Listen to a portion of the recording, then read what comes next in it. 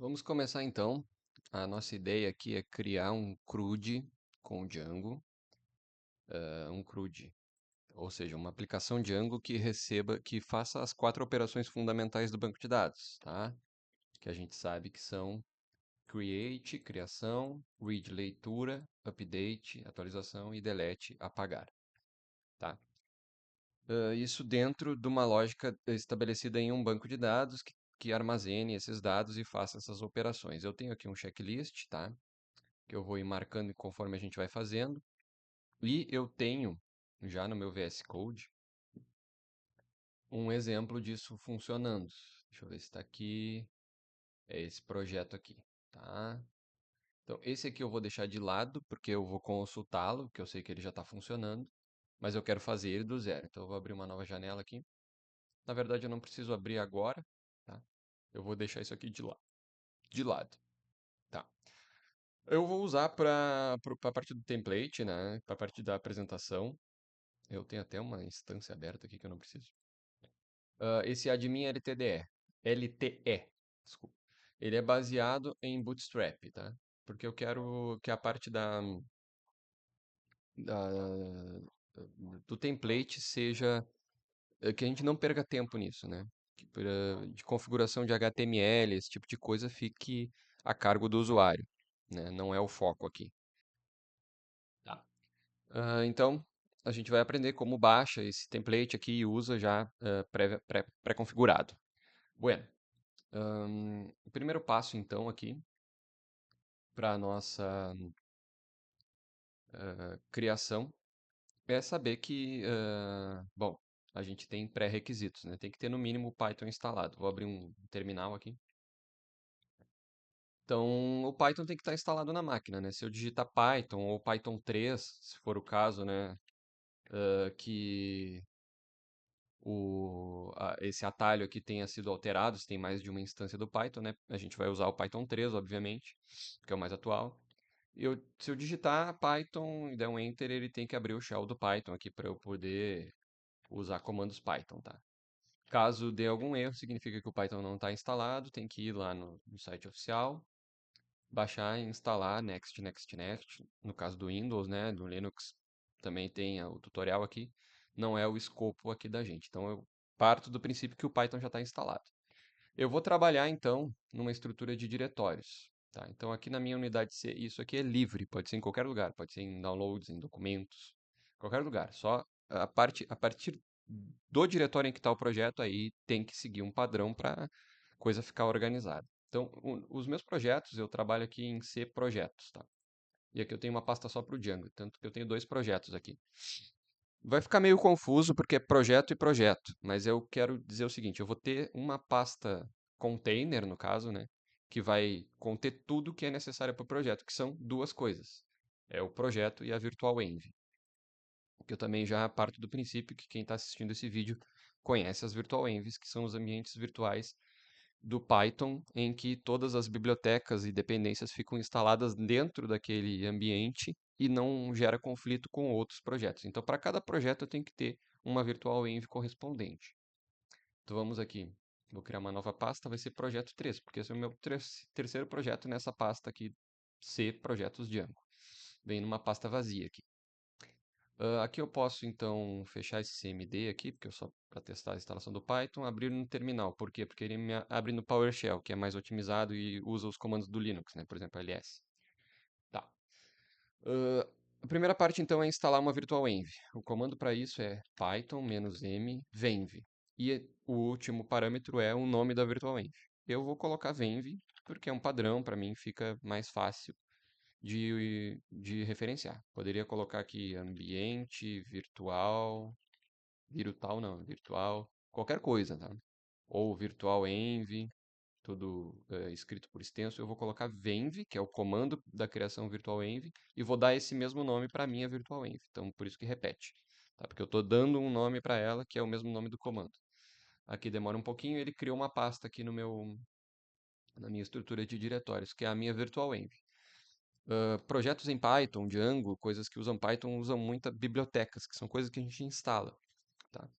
Então, por isso que existem os ambientes virtuais, para que as instalações não. Se eu instalar um Django aqui no meu computador sem usar a Virtual Env, ele vai usar essa versão do Django para todos os projetos. E às vezes eu posso ter um projeto que precisa de uma versão mais atual, outro mais antiga, dá conflito. Então, para cada projeto, uma Virtual Env. Tá? Ahn, e eu parto do princípio também que já saibam, né? Para usar a Virtual Env e esse mecanismo funcionar, de todas as bibliotecas e dependências estarem instaladas só dentro desse contexto de Virtual Env, ela tem que estar ativada. No Windows, né? Se for Linux é outro comando, mas no Windows, o comando para instalar, então, se eu der um ls aqui, eu tenho agora um diretório chamado venv. Então é esse diretório barra scripts barra activate. Eu vou usar já o mecanismo de usar o tab aqui. Então eu começo a digitar scripts, dou um tab no teclado, né? E ele completa. Significa que esse scripts existe. Esse diretório scripts existe. Se ele não completar, significa que deu um erro na instalação. Então é uma forma de eu checar também. Activate. Então eu comecei a digitar ACT, dei um tab e completou. Então agora, quando o nome da virtual env aparece entre parênteses antes da lista de diretórios, significa que a minha virtual env está ativada. Nesse contexto, então, eu posso usar o pip, que é um comando de instalação de dependências com Python, né? Para instalar as próprias dependências. A primeira que eu tenho que instalar é o próprio framework. Então, pip install Django. Aí ele vai coletar na internet, depende da conexão, pode ser um pouquinho demorado. O Django trabalha muito, e o Python em si, né, mas o Django principalmente, com linha de comando. Então acontece muitas vezes uma frustração assim no desenvolvedor iniciante. Puxa, estou instalando as coisas aqui e deu erro. Não é que deu erro, é que Django vai te dar as respostas sobre o que está acontecendo ali. Então aqui apareceu notes, é um erro entre aspas mais leve. Para quem está habituado no inglês, então também fica mais visual, né? Mais intuitivo. Mas no caso aqui só está dizendo que existe uma nova versão do pip. Tá? Que a atual é 24 e a gente está usando que existe a 25.2. Então para atualizar basta rodar esse comando. A gente pode simplesmente selecionar aqui com o mouse, clicar com o direito, depois clicar com o direito no cursor, ele já copia e cola para nós. Tá? Ou poderia só digitar o comando também, não dá na mesma. Então aqui ele vai fazer a atualização do pip, beleza. Então, isso não nos incomoda mais. Agora, a gente vai usar um comando para criar um projeto. Então, esse projeto 3 aqui, ele é um container. Nele vai ter duas pastas. No caso, eu posso ver aqui pelo explorador de arquivos do Windows. Por enquanto tem uma, que é a virtual env, e vai ter outra que é o projeto propriamente dito. Então, por isso que ele é um container. O projeto é o que vem agora, tá? Só questão de nomenclatura. Vamos lá. Então, o comando para criar um projeto em Django, depois que o Django já está instalado. E aí, atenção, existe um comando para mostrar todas as dependências que são instaladas no Django. É pip freeze. Ele mostra tudo que está instalado dentro de uma virtual env. Quando tu instala o Django, ele instala essas outras coisas aqui automaticamente que são necessárias. Então, voltando. Comando para criar um projeto no Django é django-admin start project e o nome do projeto. A gente vai criar um exemplo de escritório de advocacia. Então, nosso projeto é escritório. Agora, lá na nossa lista de, de pastas, abriu uma nova pasta, que é o projeto Python, e agora a gente pode abrir essa pasta, voltando aqui para o CMD, no VS Code, que é a IDE que a gente vai utilizar para codificar. Code ponto significa abra no VS Code o diretório atual.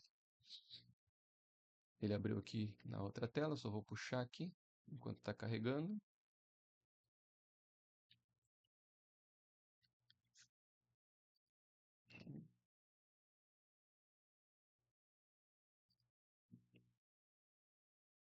Só um minutinho.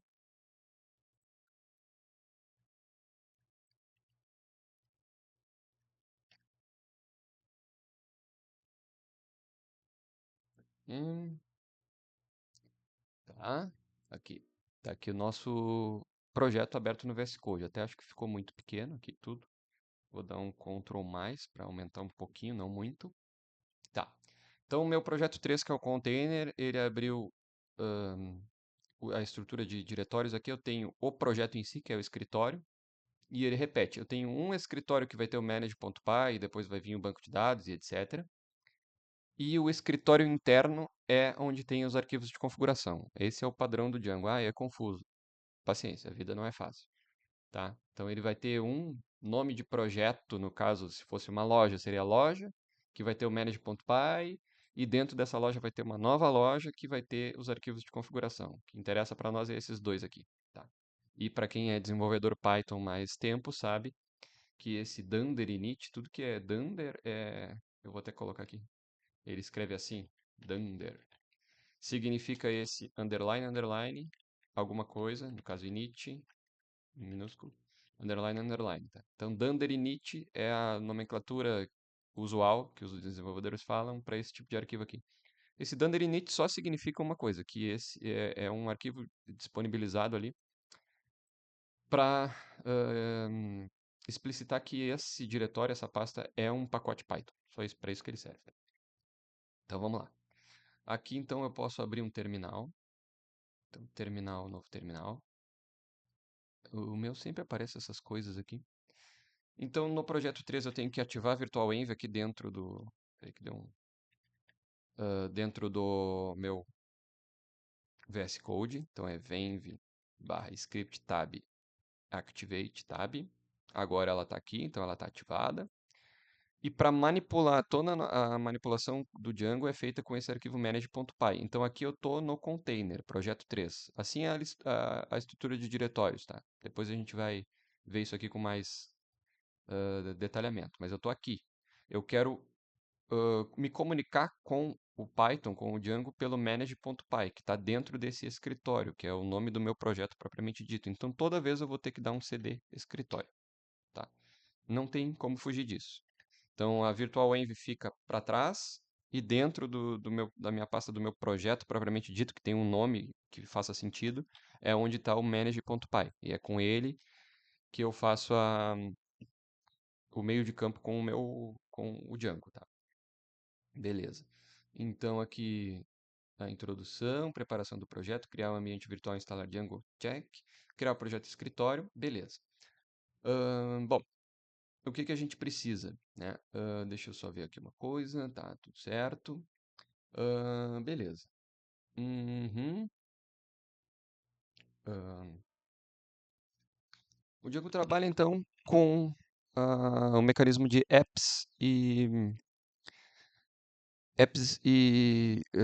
no caso, projetos e apps, tá?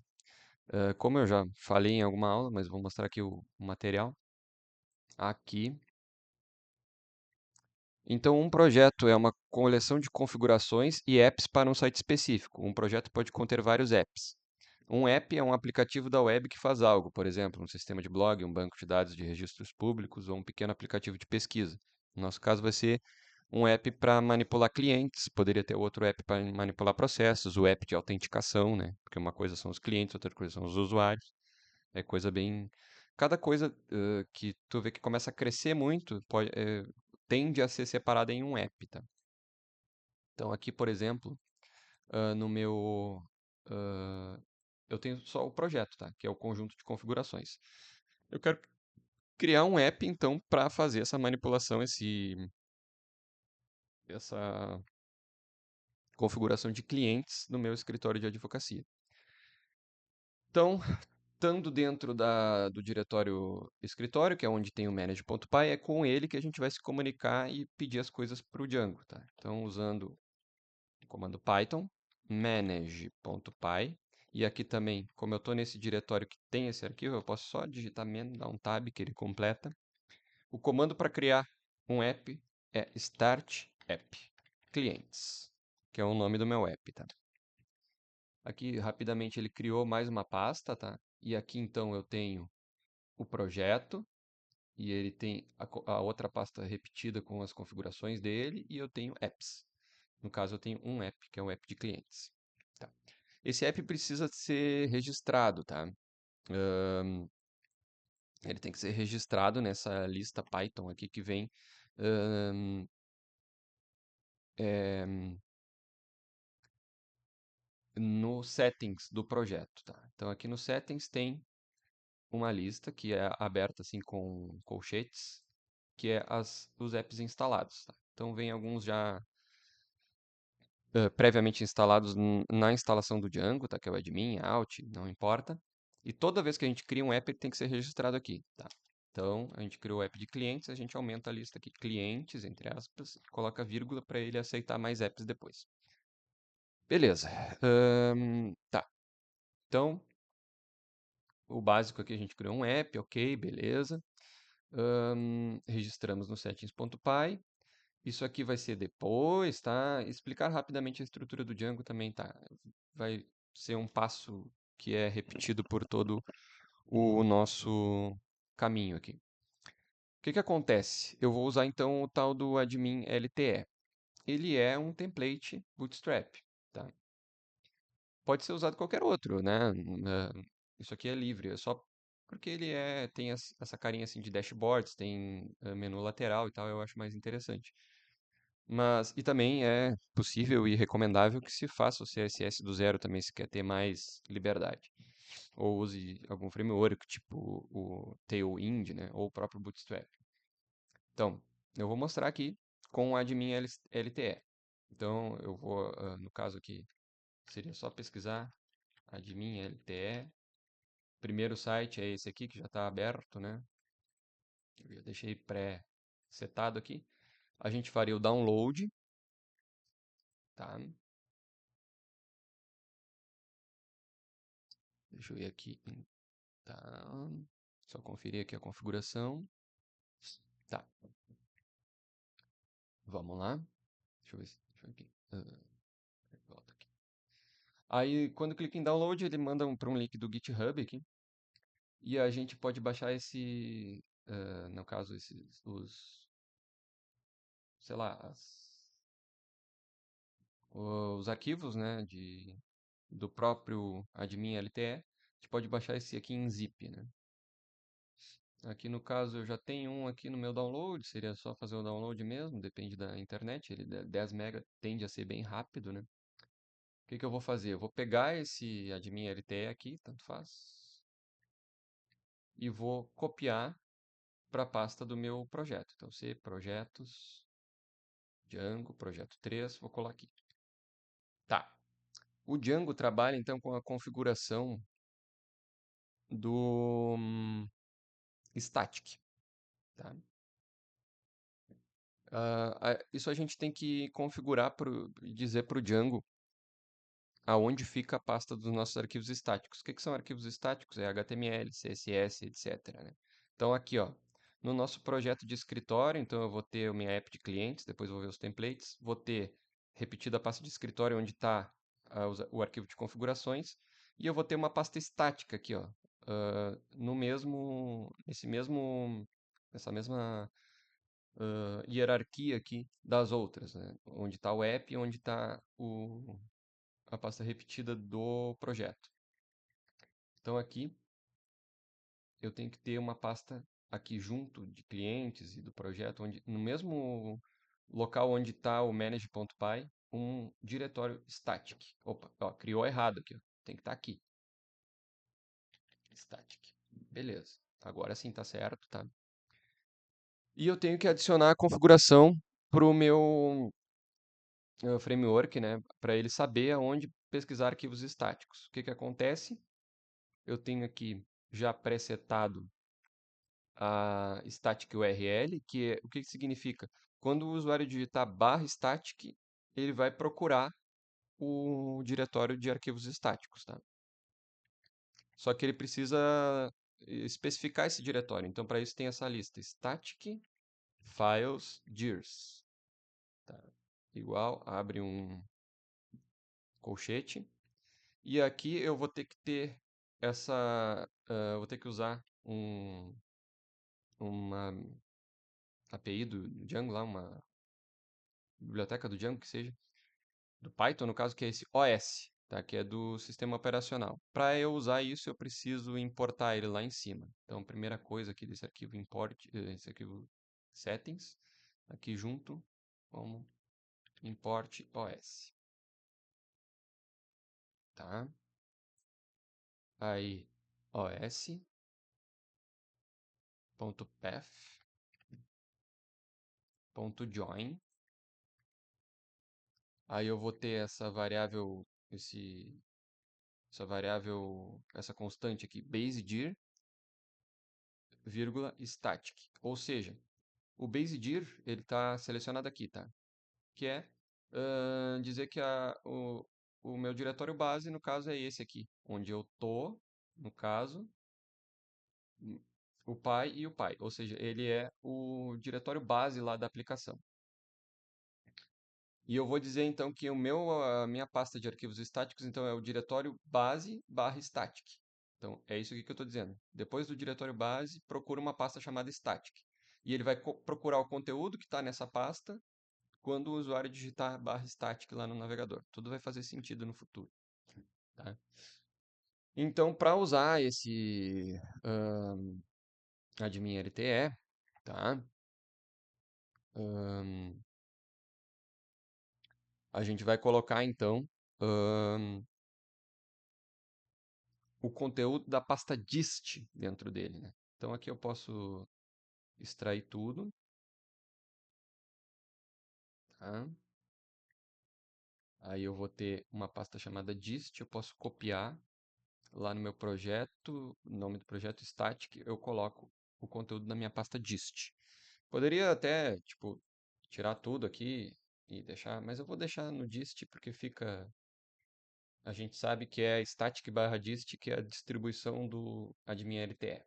Então esses dois aqui podem sair fora, não vão ser utilizados, tá? E vamos voltar aqui para o projeto.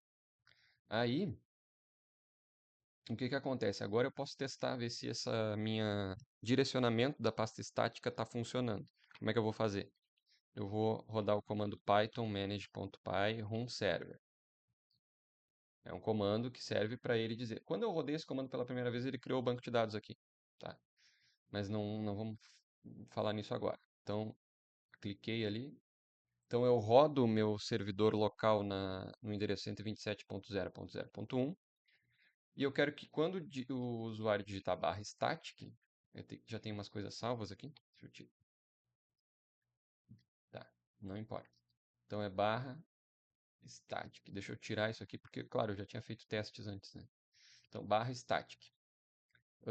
E barra, né? Barra static com a barra. Por incrível que pareça, quando dá essa mensagem, significa que o direcionamento deu certo. Ou seja, índices de diretório não são permitidos aqui. Por exemplo, se eu digitar qualquer outra coisa aqui, ele vai dar um erro e não vai dizer nada. Mas o static, ele bota aquela frase. Então quer dizer que ele achou um diretório. Então significa que essa configuração aqui de static URL barra static, ele procurar esse diretório, funcionou. Tá? O que eu preciso agora é ver se ele vai achar alguma coisa aqui. E se eu procurar algum arquivo que exista e ele mostrar os códigos do arquivo no navegador, significa que ele está referenciando referenciando esse arquivo.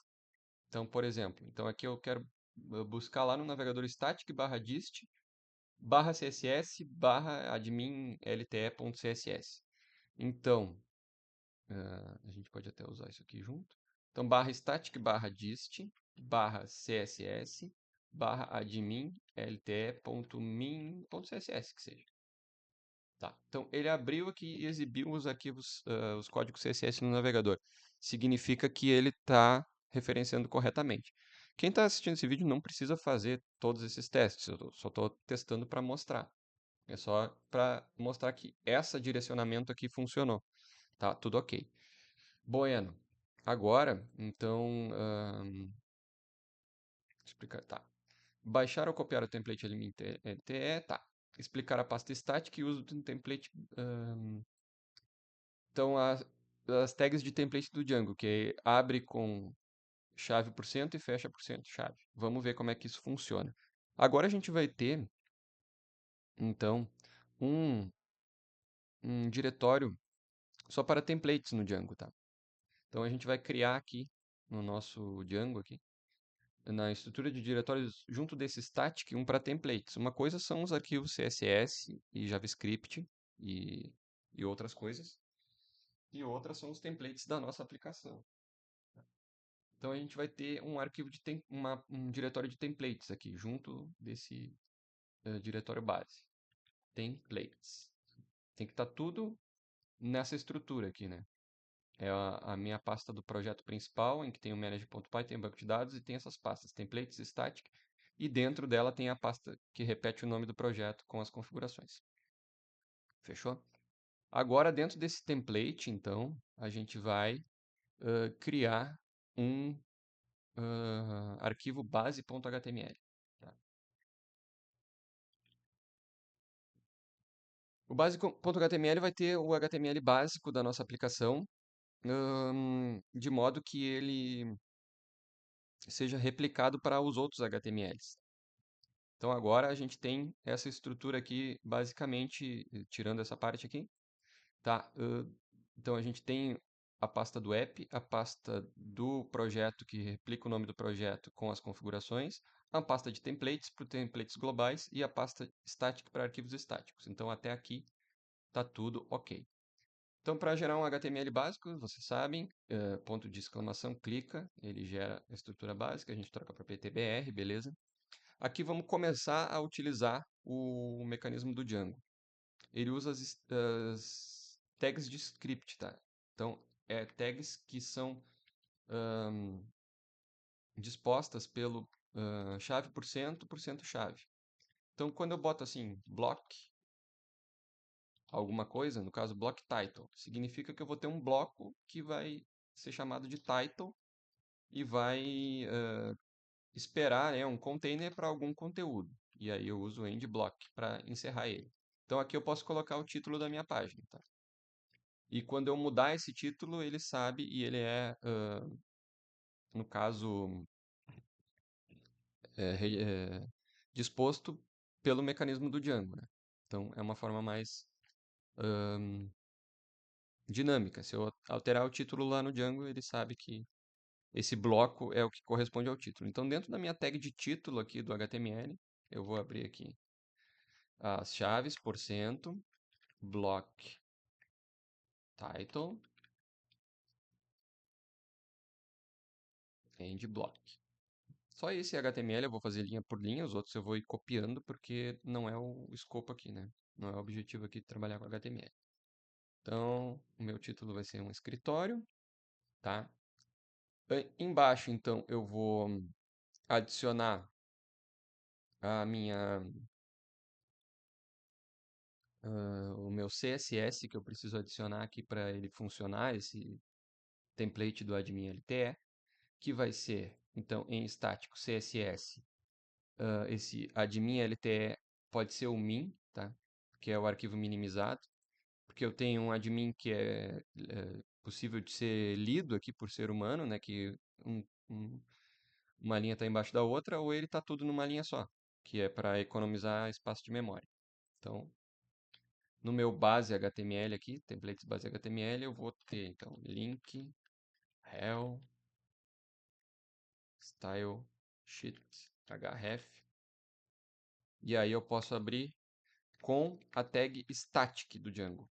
Abre e fecha, abre a chave por cento, static, significa abre o diretório de arquivos estáticos. E aqui, entre aspas simples, eu vou colocar então que eu quero do dist, barra css, barra, aqui ó.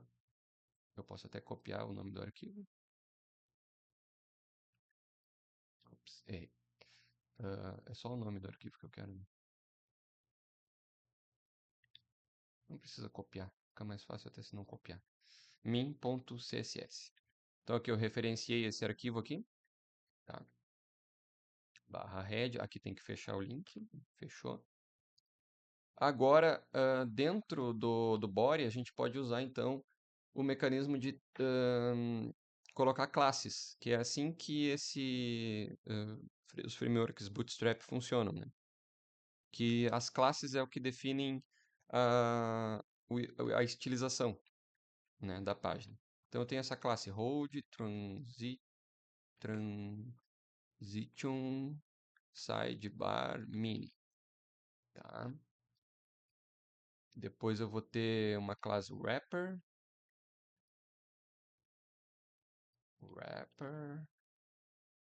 tá? Eu posso até colocar aqui um include. E aí eu vou colocar aqui, ó, tem uma pasta chamada partials. Eu acho que não tem aqui. Docs, exemplos, forms. Tá. Bom, eu vou. Eu me esqueci de incluir essa parte. Vamos voltar lá. Vamos voltar aqui no. Só um minutinho para ver se isso aqui vai dar certo. Tá, não. Aí a parte de. Aqui a gente colocaria, incluiria a parte ah, das da Navibar, mas não é o caso aqui no momento, tá? Vamos deixar sem por enquanto e vamos só focar no conteúdo que a gente precisa, tá? Voltando aqui para o base.html, então, vamos lá, nosso base.html aqui, tá? Então vai ter essa classe wrapper, beleza? Aí, aqui, tá? Bom, e essa classe então vai ter uma nova div aqui dentro, tá? Que vai ser o div class content wrapper, tá? E dentro dessa classe vai ter um section class content p4. Isso aqui tudo vem já é possível de se gerar automaticamente no Django ali, mas eu vou colocar tudo num GitHub, tá? Porque esse aqui não é o objetivo do vídeo, aqui é só um HTML básico usando admin LTDE, LTE. Aqui no section é que a gente vai criar então, com as tags do Django, block content. E aqui a gente encerra o bloco. O que que isso significa? Eu vou ter uma página HTML lá que tem algum conteúdo antes, que eu posso mexer depois, e vai ter um container lá para o conteúdo que é variável. Então, na parte de listagem vai ser a listagem de clientes, na parte de adicionar vai ser um formulário, etc. Isso tudo vai ser só dentro do endblock. Tá? No final aqui, então, eu tenho que adicionar os scripts aqui JS do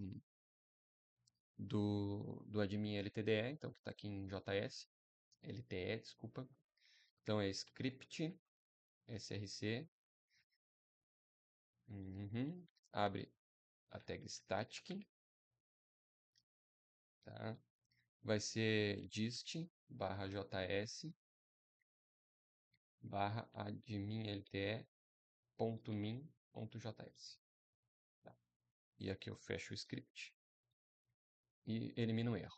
Esse é o meu base HTML. No que eu tentar acessar,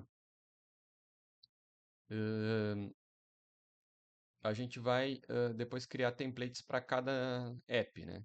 Só deixa eu ver aqui. Tá, 33 minutos. Eu vou parar por aqui e a gente continua o tutorial no próximo vídeo.